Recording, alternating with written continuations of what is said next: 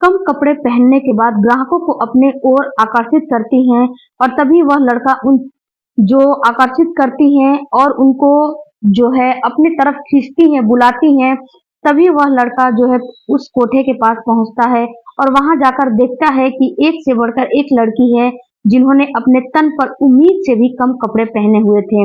उन लड़कियों को देखने के बाद पूरा आकर्षित ये लड़का हो जाता है और वह उन लड़कियों में से चयन करने लगता है कि मैं किसके साथ जाऊँ। तभी एक और लड़की की वहाँ पर अचानक से एंट्री होती है। उस लड़की को देखता है तो उसकी आंखें खुली की खुली रह जाती हैं। दरअसल यह दोनों रिश्ते में भाई-बहन लगते थे और वह लड़का अपनी ही बहन को कोठे पर देखकर बहुत ज़्यादा आश्चर्यचकित था, परेशान था। उसके पैरों के नीचे से ज़मीन बिल्कुल ही खिसक चुके थे कि आखिर ये क्या है? ये कैसे अनहोनी हो सकती है और ये कैसे हो सकता है? यह जो लड़का था यह किसी और का चयन करने की नहीं सोचा और वह सोचने लगा कि मैं आज अपनी बहन के साथ ही जाऊँगा और मैं पूरी बात जानूँगा कि आखिर इसके साथ क्या हुआ है?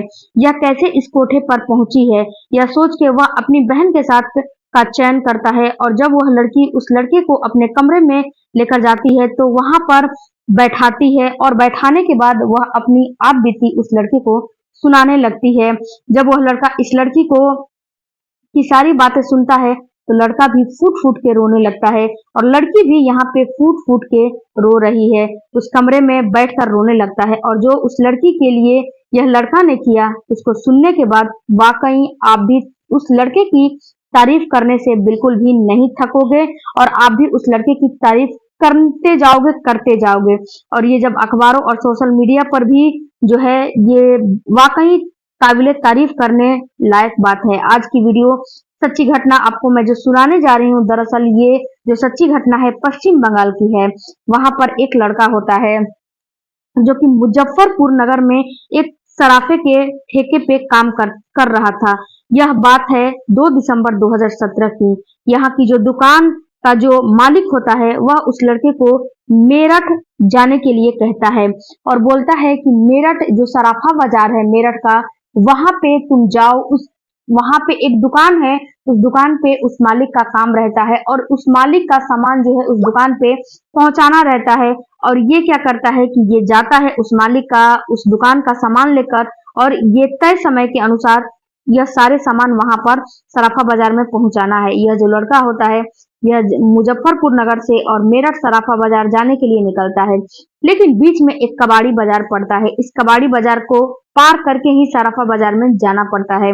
वहाँ से जो लड़कियां होती हैं वह तन पे बहुत उम्मीद से भी कम कपड़े पहनी हुई हैं और उन लड़कियों को देखकर वह बहुत ज्यादा आकर्षित होने लगता है क्योंकि वहाँ की लड़कियां रंग बिरंगी कपड़े पहनी हुई हैं। वहाँ की जो लड़कियां होती हैं बहुत ज्यादा मेकअप की हुई हैं और बहुत खूबसूरत लड़कियां होती हैं और हाथ हिलाकर इन लोगों को जो रास्ते में जो लोग चलते हैं, जो लोग आते जाते हैं, उनको हाथ हिला हिलाकर बुलाती हैं और इशारा कर रही थी और उन तंग गलियों से ये जो लड़का था जो है जा रहा था और लड़कियां ऊपर से इशारा जो है करती हैं। यह जो लड़का होता है वह काफी परेशान हो जाता है। जब वह ऊपर देखता है तो उसको एक लड़की की नजर से नजर मिलती है। लड़की जो है एक पर्ची फेंकती है और पर्ची फेंक कर इसको बुलाती है। ये जो लड़का होता है पर्ची उठाता है और पर्ची उठाने के बाद ये लड़का पर्ची को पढ़ने लगता है।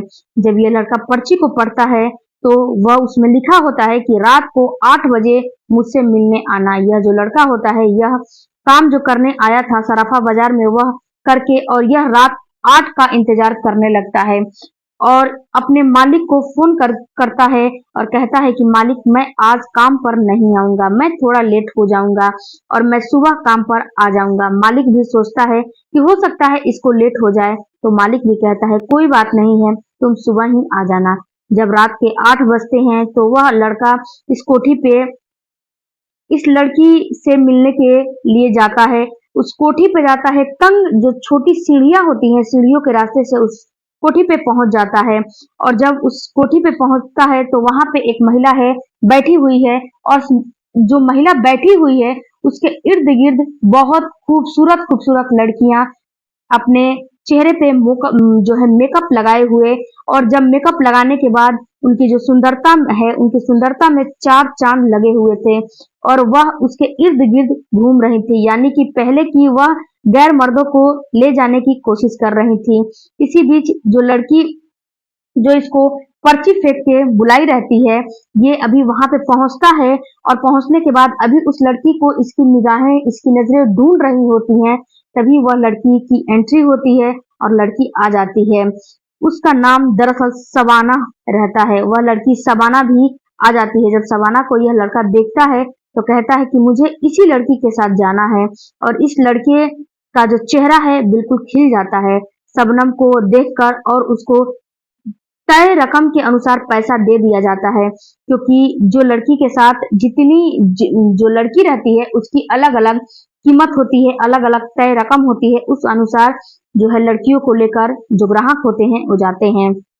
जब यह कमरे में जाते हैं तो जो लड़की होती है वह काफी तेज से फूट फूट के रोने लगती है, और अपने भाई से गले लग के और सारी बातें अपनी बताने लगती है। वह लड़का कहता है कि अच्छा यह बताओ कि तुम यहाँ तक कैसे पहुंची। तब वह लड़की बोलती है कि भैया मैं तो 6.5-7 महीने से यहाँ पे हूँ।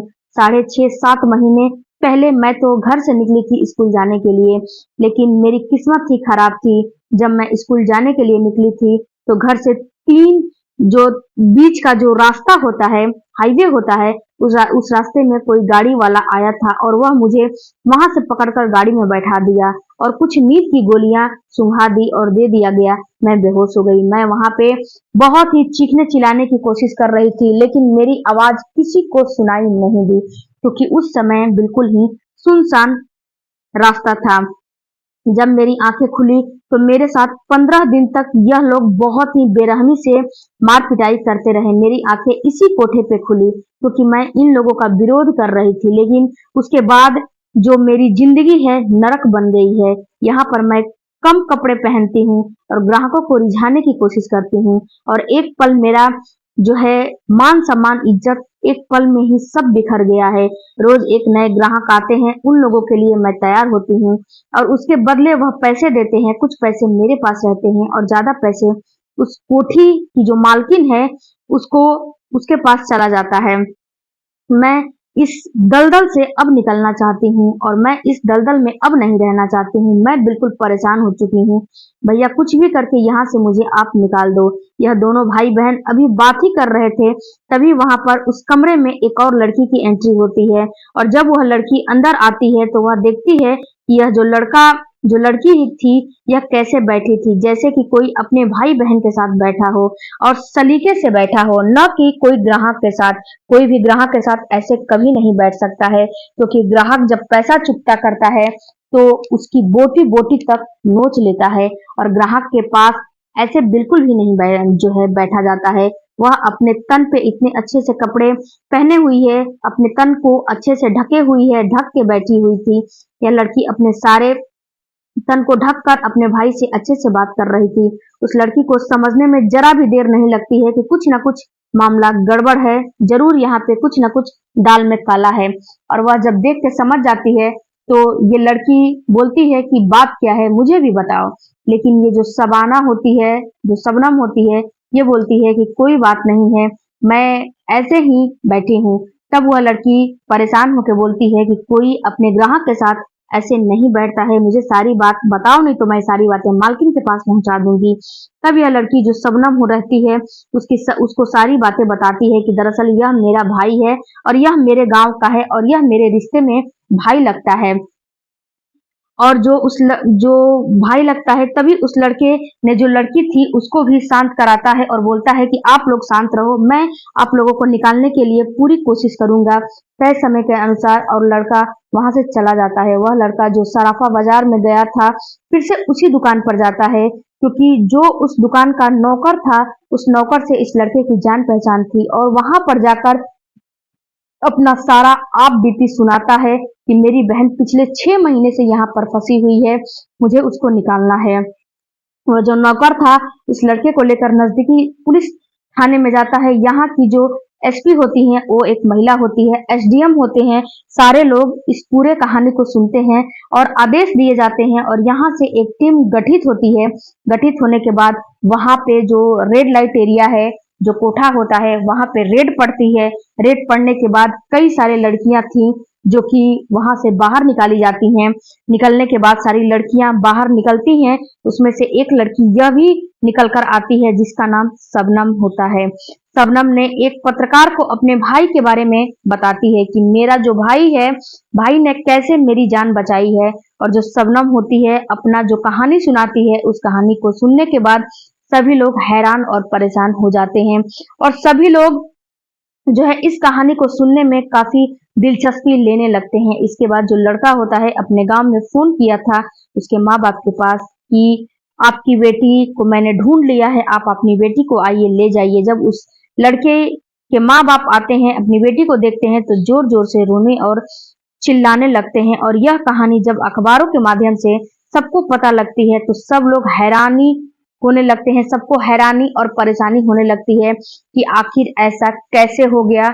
ये जो लड़का होता है कैसे अपनी बहन को बचाता है और ये जो कहानी है, ये लड़की अपना दर्द बयां करती है कि मैं जो यहाँ पे हूँ, फिर कोई भी हो, मैं हूँ या फिर कोई भी हो, जो भी लड़कियां रेड लाइट एरिया से बाहर निकलती हैं उन सभी का ऐसा ही हाल होता है। जो लड़कियां रेड लाइट में चली जाती हैं, जो लड़कियां इस कोठे पे चली जाती हैं, उसकी जिंदगी तबाह हो जाती है। रोज सुबह से लेकर शाम तक कितने मर्दों का वो निवाला बनती हैं। एक मर्द को एक औरत जो है हस्बैंड को अपने एक रात संबंध बनाती है तो उसको ठीक कितना थकान हो जाता है। लेकिन ये लड़कियां दिन भर तंग कपड़े पहनती हैं और गलियों से होकर इशारा करती हैं और ये लोग दूसरे मर्द का निवाला बनती हैं, वैश्यावृत्ति का काम करने लगती हैं। जरा सोच कर देखिए कि एक पति को संभालने के लिए पत्नी एक रात संबंध बनाती है तो कितना परेशान हो जाती है। और वहां पर सुबह से लेकर रात तक उन लोगों का यही काम है, उन लोगों का हालत कैसा होता होगा। अपना जब दर्द बयां करती है उन लोगों को अपना झूठी हंसी भी हंसना पड़ता है और जब दर्द बयां करती है तो सुनकर सारे लोगों के आंख से आंसू आ जाते हैं। तो दोस्तों उस लड़की का काउंसलिंग किया गया कि दिमागी हालत इसका ठीक हो जाए। आप लोग बताइए कि यह कहानी आप लोगों को कैसी लगी। अगर अच्छी लगी तो मेरे चैनल को सब्सक्राइब जरूर कीजिएगा और आपके पास भी कोई भी न्यू स्टोरी है, न्यू कहानी है तो मेरे चैनल को के माध्यम से मैं उसको अपलोड करने की कोशिश करती हूँ। Thank you.